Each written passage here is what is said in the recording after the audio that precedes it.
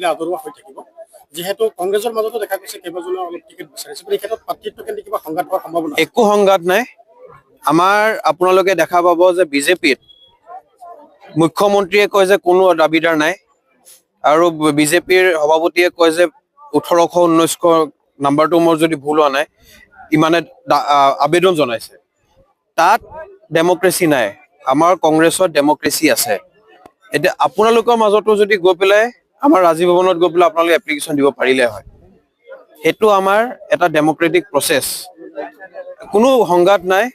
তা ইয়াৰ সামগ্ৰীৰ পৰা যিমান মানুহে টিকেট বিচাৰে এটো এটা ডেমক্ৰেসি হয় সবে বিচাৰক আমি কাকো বাধা নাই আপোনাৰ জোচখন কাৰ লগত হ'ব কংগ্ৰেছ আইডিয়া বিজেপি মোৰ জোচ কামৰ লগত হ'ব মোৰ জোচ হ'ব যে মই এটা জিপিৰ পৰা আৰু এটা জিপিত কেনেকৈ কাম বেছি কৰিব পাৰো মোৰ জোচ হ'ব যে মোৰ সাইডৰ লাগি থকা সমষ্টিকিটা যে ৰূপহী কলিয়াবৰ বহমপুৰ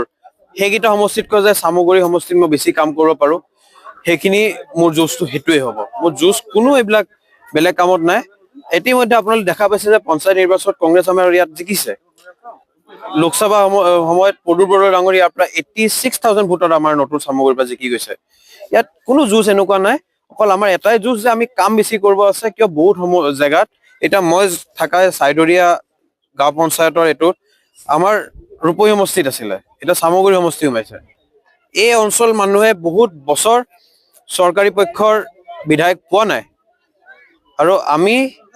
বহুত বছৰ পিছত এই অঞ্চলৰ ৰাইজে চৰকাৰী পক্ষৰ এজন বিধায়ক পাব গৈ আছে আৰু তাৰ পিছত চৰকাৰ এখন হলে কাম যিমান ইয়াত যোৱা 10-15 বছৰত হোৱা নাই আমাৰ চৰকাৰী পক্ষৰ বিধায়ক নাথাকাৰ কাৰণে তাতকৈ ডাবল ট্ৰিপল কাম কৰিবলৈ পাৰিম আমি চৰকাৰৰ হাতত নিশ্চিত